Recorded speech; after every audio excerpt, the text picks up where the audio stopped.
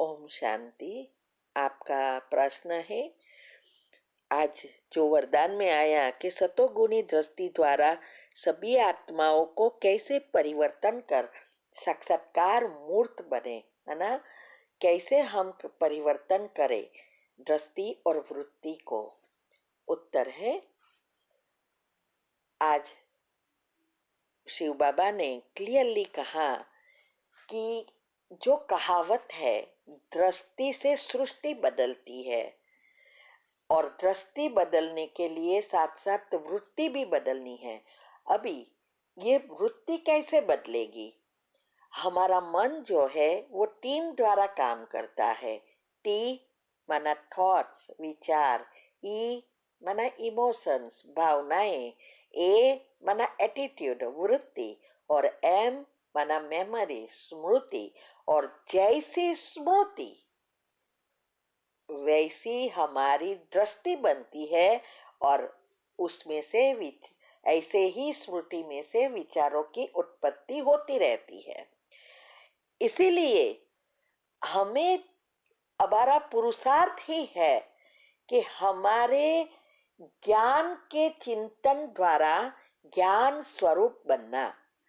ये ज्ञान जो है वो हमारी चाल चलन, चेहरे, वाणी, व्यवहार सब में प्रकट हो।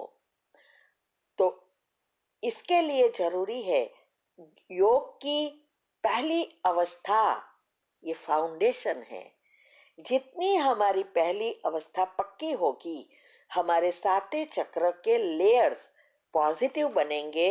ये है स्मृति बदलना। तो इससे हमारी वृत्ति कैसी होगी? फिर गुणों से भरपूर होगी। अभी अवगुण विकारों से भरपूर है। तो वो बदलने से हमारी स्मृति बदल जाएगी। तो इससे लिए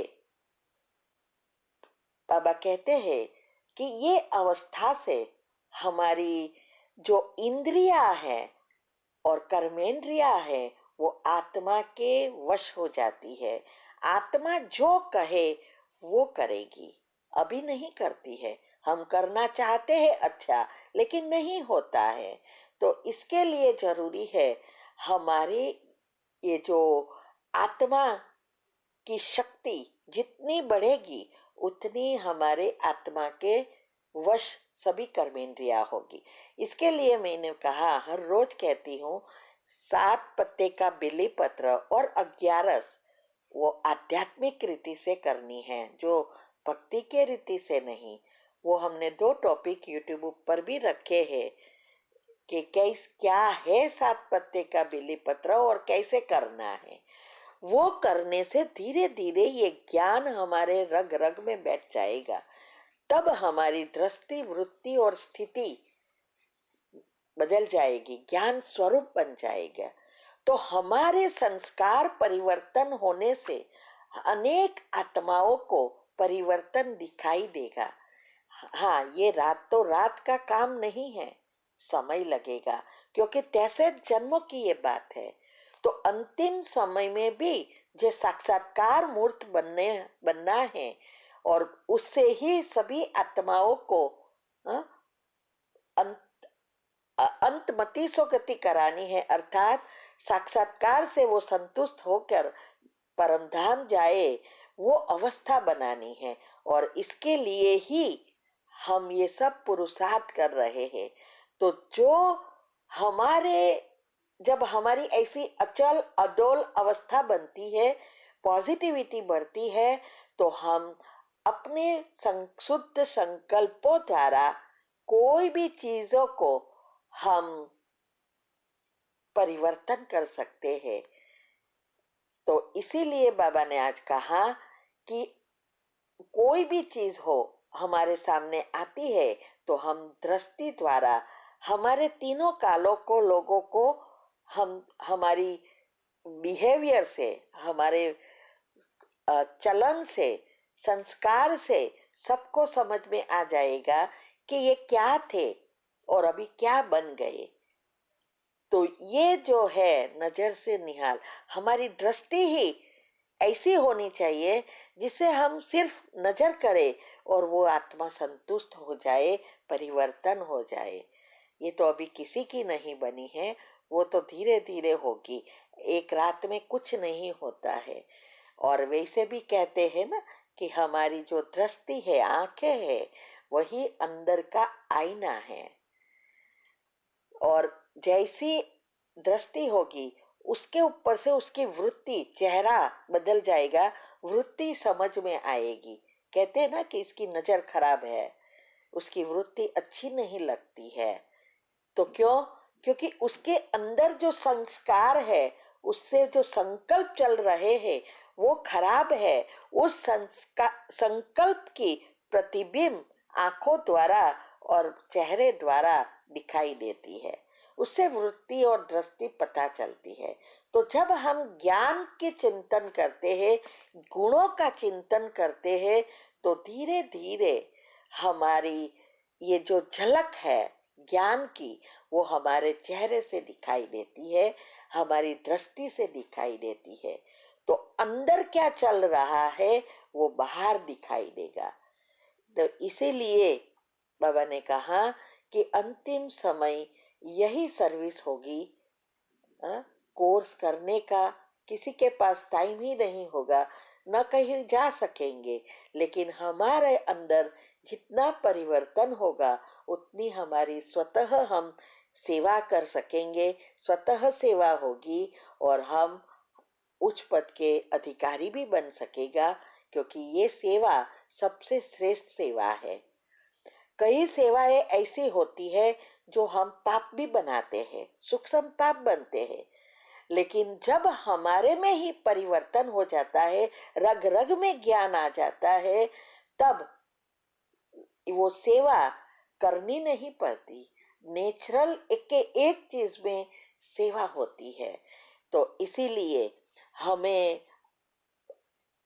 से एक बाबा का वाक्य है वो याद रखना है कि ये जो जिसमें ज्ञान रग रग में दिल तक पहुंचा है, दिल दो है, एक बुद्धि का दिल और एक शरीर का दिल, एक बुद्धि रूपी दिल जो आत्मा का है और एक शरीर का दिल जो हृदय है। ये दोनों का बैलेंस होना चाहिए।